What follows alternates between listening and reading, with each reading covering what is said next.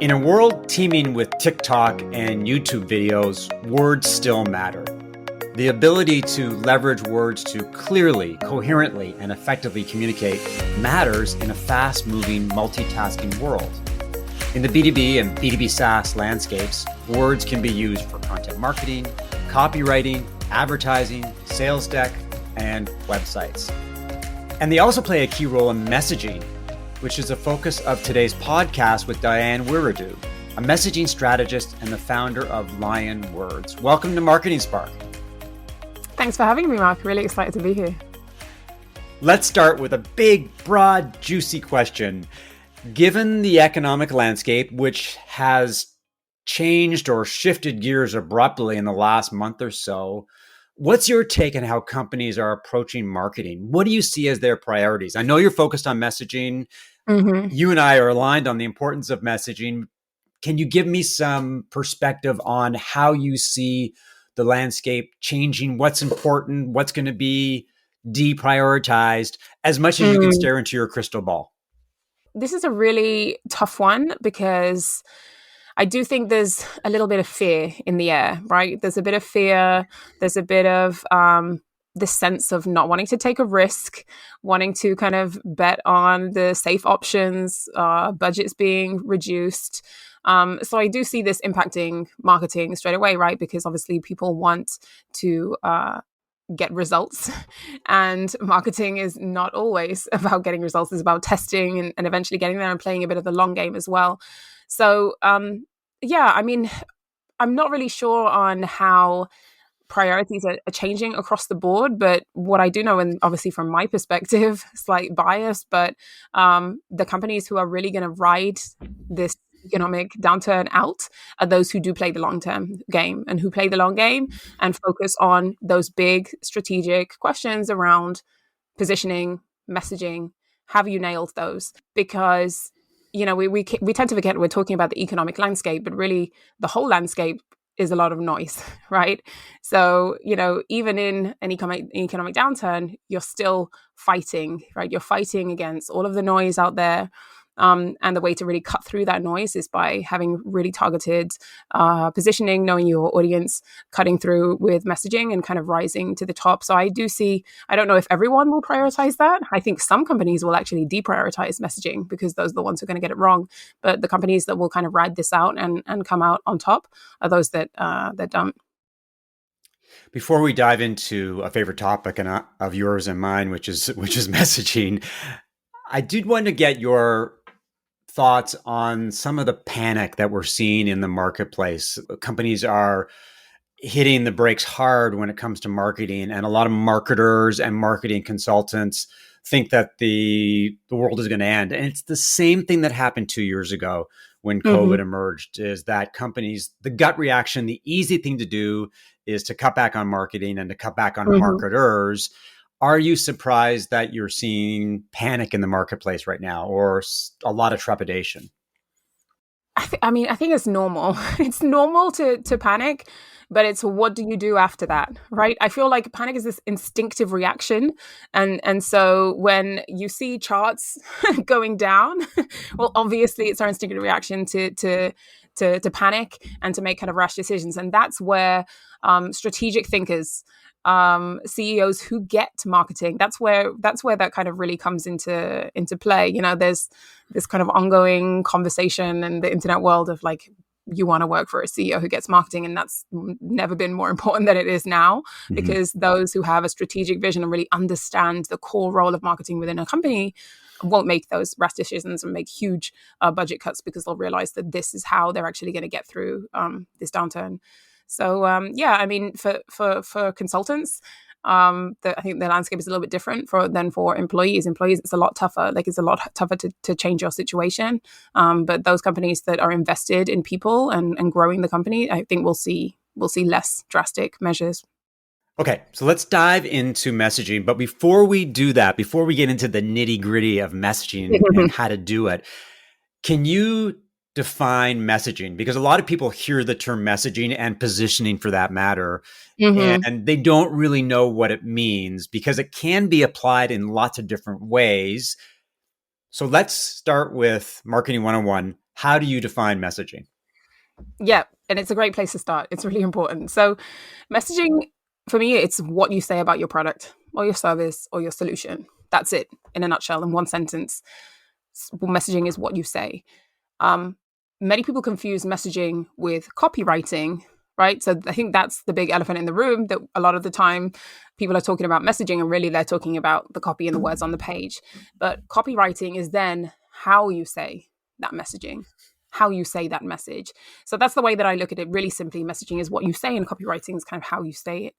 Um, so messaging, is really the foundation for strong, effective copywriting. And messaging is really based on and informed by your positioning, your unique positioning in the market. It's informed by your mission as a company, who you stand for, what you do, what you're all about, your values. So, the way that I approach messaging, it's identifying and putting out the most essential things, the key things about your product that people need to know about and why that matters to the audience. Great answer. Another question for you from a basics point of view. What's the difference between messaging and positioning? Because a lot of the times they people think they're the same. In simple terms, how are they different? Yeah, that's a great point. And I know you're the positioning expert, right? So you should also be answering this, and you're going to be judging me hard on this one. Okay. Um, so for me, the way that I look at things is, if we imagine this kind of a triangle, right, at the base, and we have copy on the top. Below this, we have messaging, and below this, we have positioning, and then below this, right at the bottom, we have like the whole business strategy. So everything kind of sits on top of each other. So that's the way that I look at it for me, because when I come in and help companies with messaging, I can't help them get it right if they don't have a clue about their positioning. Mm-hmm. And the way that I break down positioning is, what do you do? Who for? Which little corner of the market, which group of people do you help, and are you dedicated to, right? So it's really about your positioning, your unique positioning in the market, where you sit, and why anyone should care about you, what you can own. So that's the way that I look at it. I know that's not a clean and crisp definition, because I don't know a dictionary definition of positioning, but I know that it informs all of the work that I do. And if you don't have any clarity on who your customers are, why you're different than everybody else, then the work that we do around your messaging is really hard. You and I are aligned in many, many ways. And I will note that when I start working with new clients, I always start with positioning, because no matter how good they think their positioning is, there's two things that happen. One is that they got a very biased view of the world. They operate in the eye of the hurricane. So sometimes they lack perspective. And the second thing when it comes to positioning and messaging, for that matter, is that the market changes. Economics landscape changes, consumers' interests change, the competitive landscape changes, and that positioning and messaging constantly have to be updated. They're very fluid, dynamic creatures. And it's not one of these things where you set it and forget it. You're always looking at your positioning, exploring it, and figuring out whether it's still relevant. So that's the one thing I did want to point out. Yeah, definitely. I want to throw this back to you. How do you define positioning? That's a great question, and thank you for putting me on the spot. I gave the long-winded answer, and my answer for messaging was like short and snappy, because I talk about it all the time. So I'd love to know, because I know you do a lot more work on positioning than I do. So how do you define it? If I had to boil down positioning to its essence, it really comes down to, what do you do? Who do you serve? Why what you do matters to the people that you serve. So what are the benefits? Why do they care? And the last one is, how are you unique or different? Those are the four pillars. And the one thing I will emphasize when it comes to positioning is that your uniqueness, how you differentiate yourself, doesn't have to be a major thing. It can be very, very small.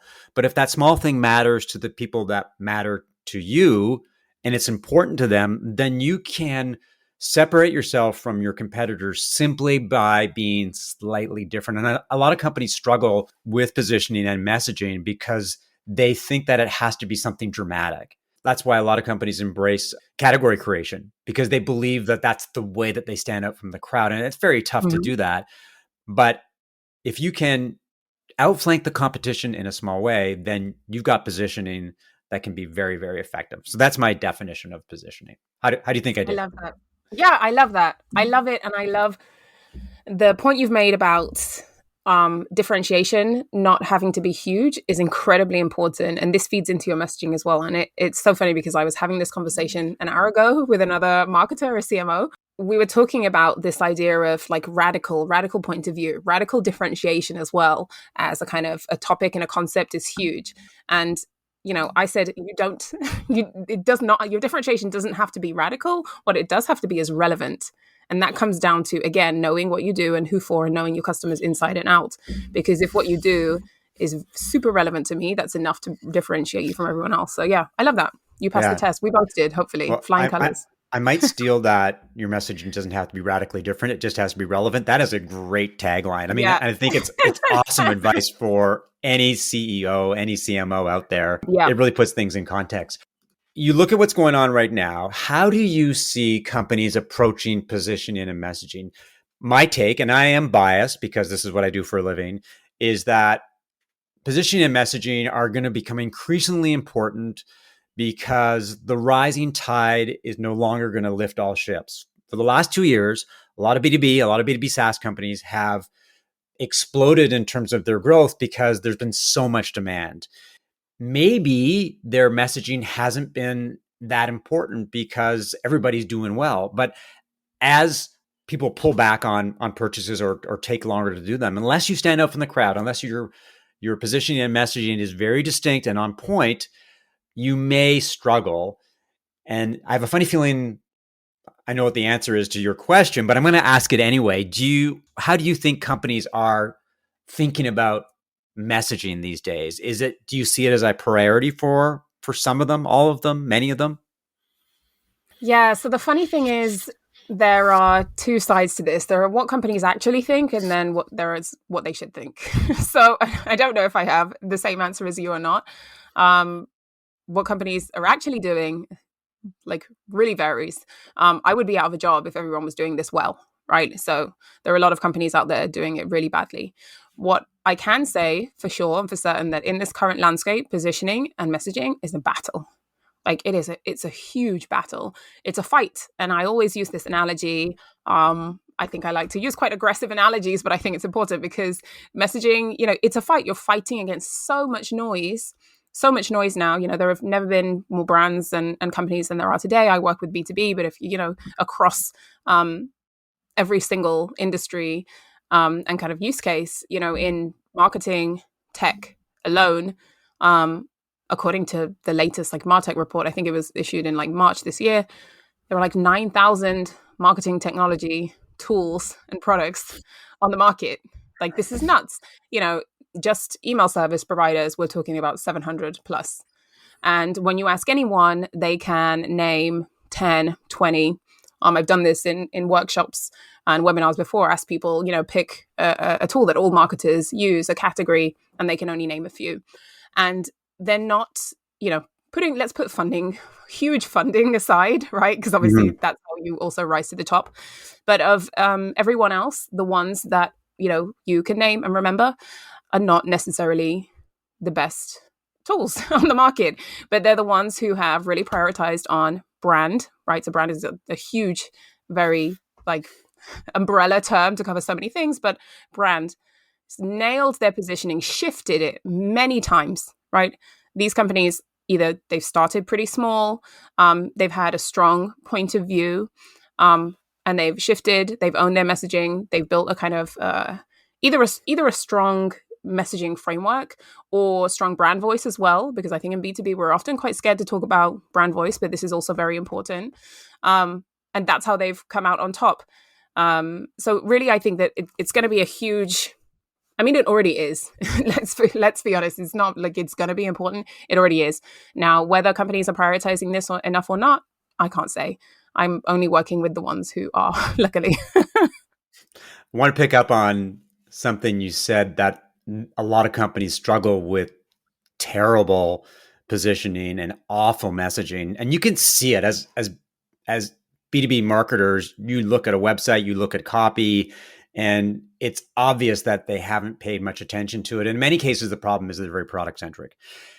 Yeah. So my question to you is, how do you know if your messaging isn't working? What are the telltale signs that you have a messaging problem and that you better fix your messaging as soon as possible? Otherwise, it's almost like you're going to operate with one hand tied behind your back. Is that your sales and marketing won't be as effective because your message and your story isn't clear. So what are the signs that you're in messaging hell, right? Or you're in a messaging problem? Number one telltale sign is people do not get what you do.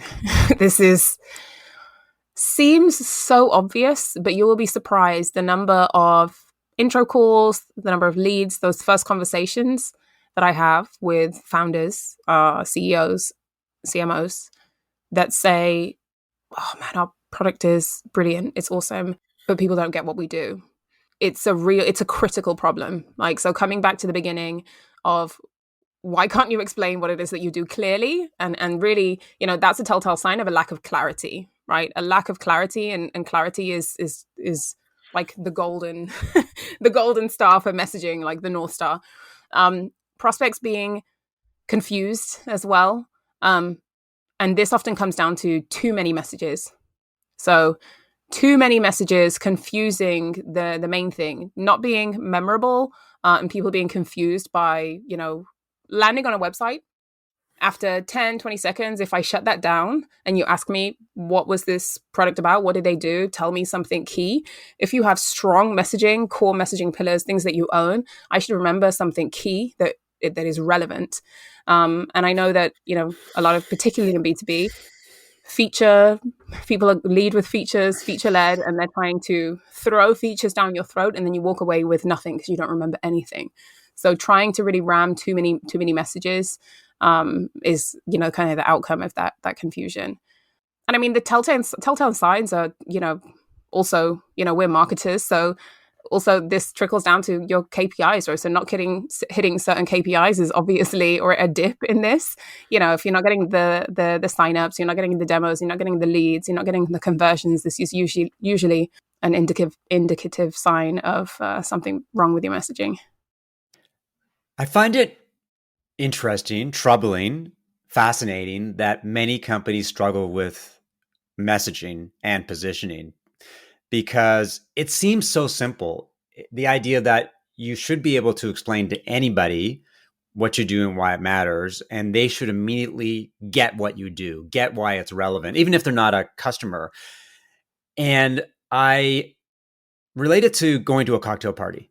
So if you meet somebody new at a cocktail party and you tell them, and they ask what you do, and you give them a very complicated, obtuse answer filled with industry vernacular, they're going to look at you and they're going to probably move on. They're going to probably say, okay, it's nice to meet you. But if you, this is the wrong phrase completely, but if you dumb it down or if you simplify it and say, this is what I do it for these people because this matters to them, very simple story, that's relatable. Anybody can get that.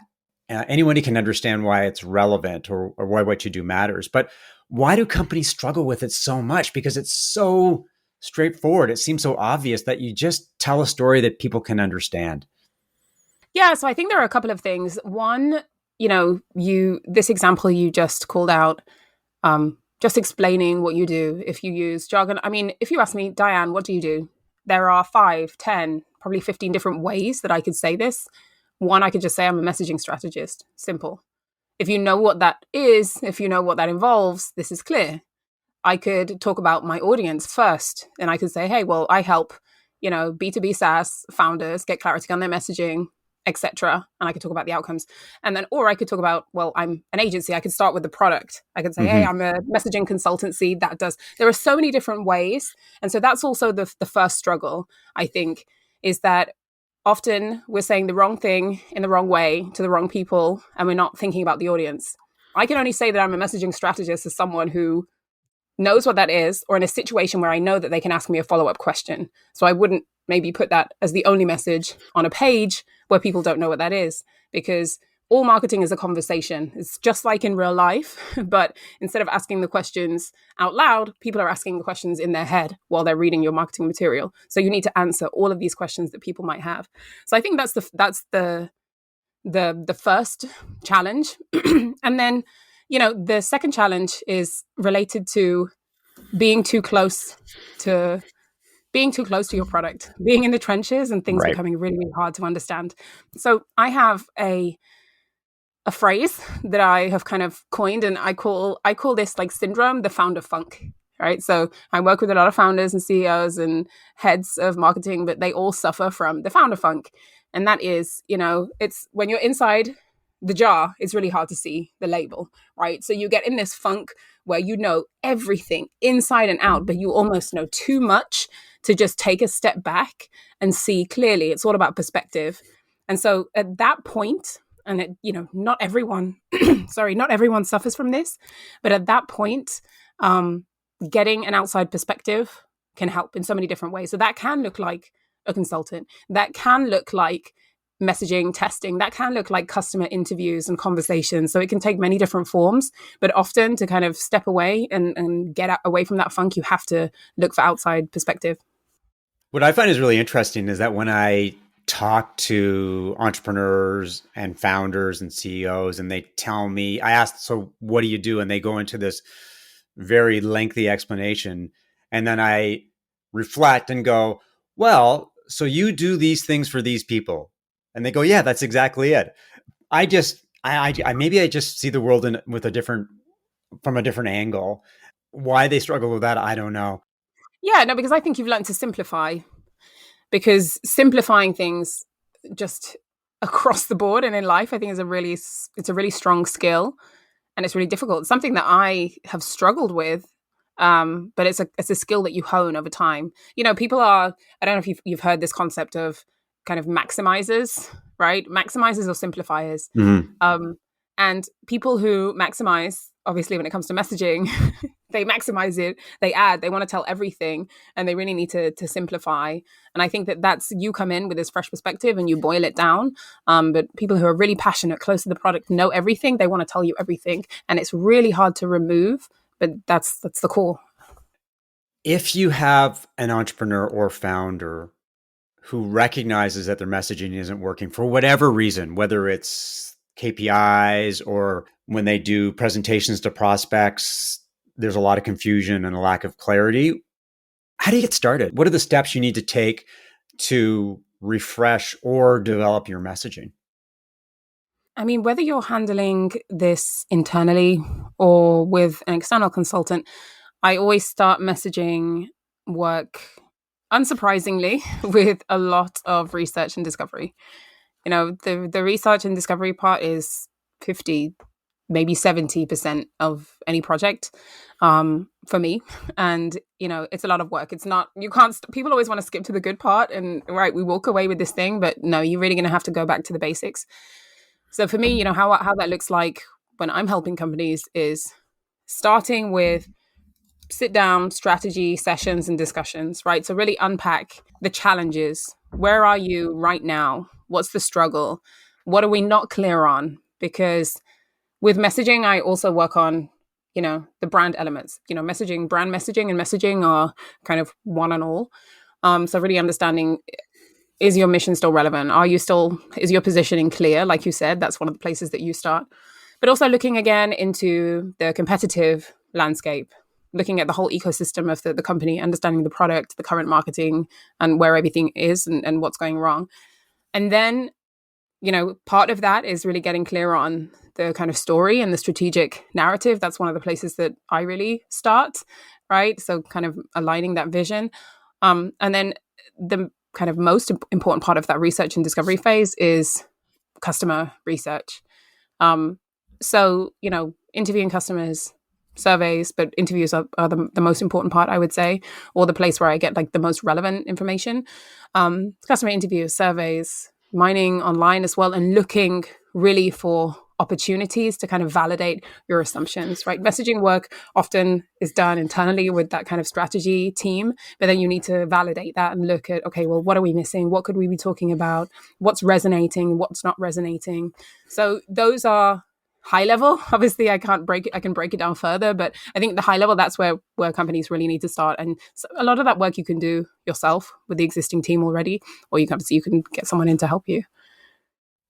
The one thing that I will note from your answer is that the competitive audit, looking at the competitive landscape, is so important. On LinkedIn, I'll read posts that essentially say, don't worry about the competition, ignore the competition, just focus on yourself. When it comes to positioning and messaging, you've got to differentiate yourself. If you have messaging that is the same way as your major competitors, then how do you stand apart?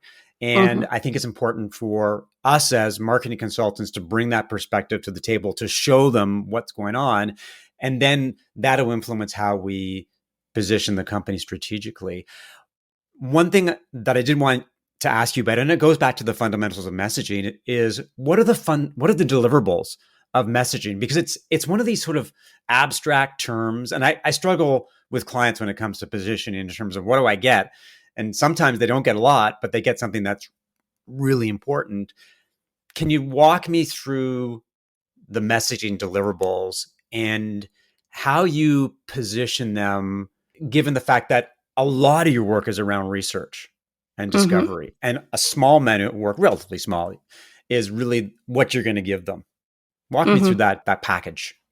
Yeah, it's a really it's a really important question because often these things seem fluffy but are transformative for marketing and for companies. So I can only talk about the way that I work, and I'm sure that people work in different ways. But that final, if we start right at the end, that final deliverable for me that I deliver is a messaging playbook, right? So a brand messaging playbook.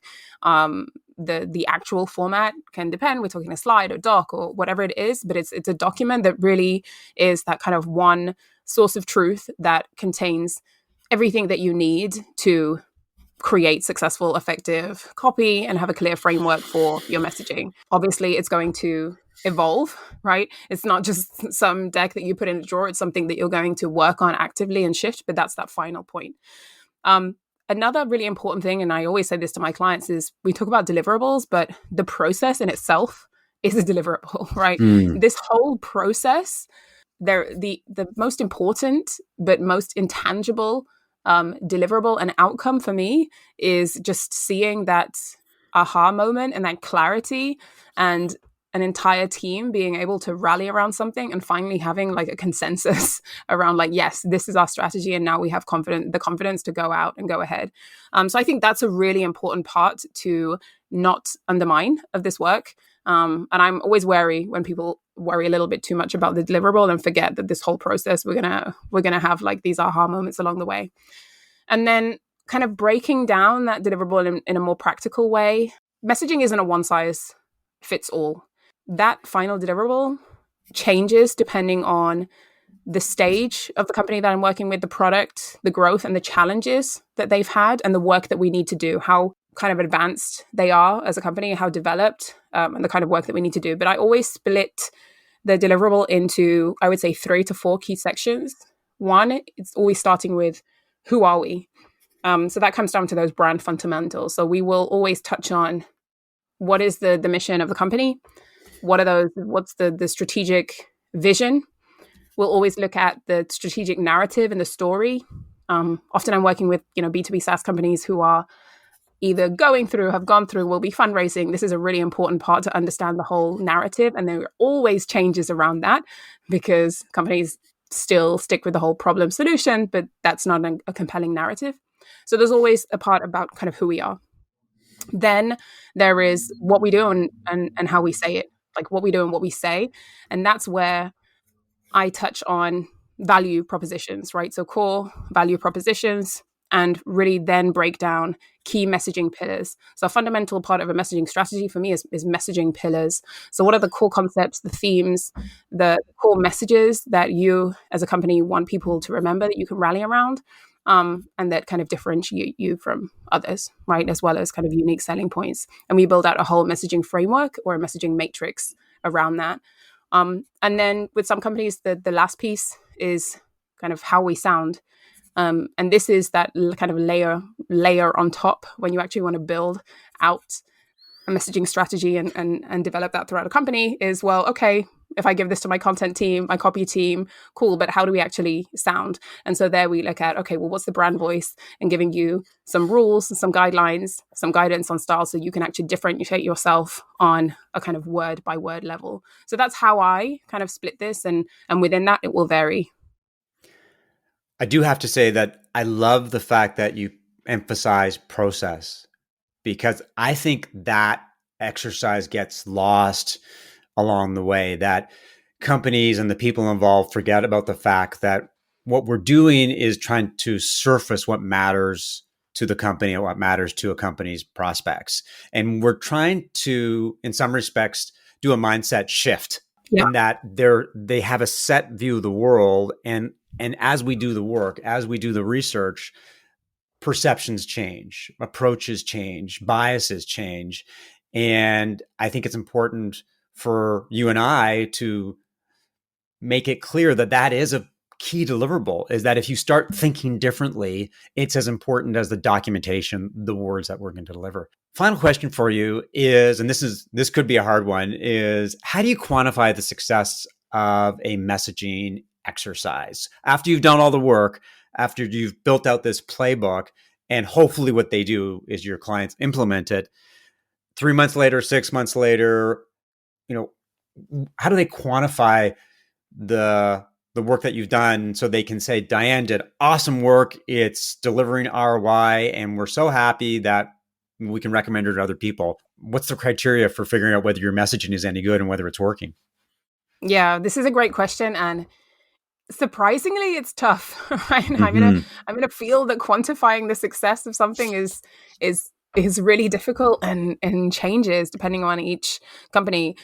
I think I touched on one important one that I need to mention again before we move on, and the quantifying the success starts with that aha moment, right? It starts with buy-in. It starts with, once we close off that project, it's because finally, this lack of clarity, this kind of doubt, this people didn't get it, we didn't know how to say it, we had 10 different ways of approaching our messaging. Now we have one clear strategy. So it starts with that. External, I always say external success starts with internal success, right? So internally, as a whole team, championing a strategy and having one, that's the first KPI for me. That's the first one. And often I actually have founders and CEOs who come to me and they say that's their KPI. Like, we just want to get on the same team, and we want to be able to say something very clearly.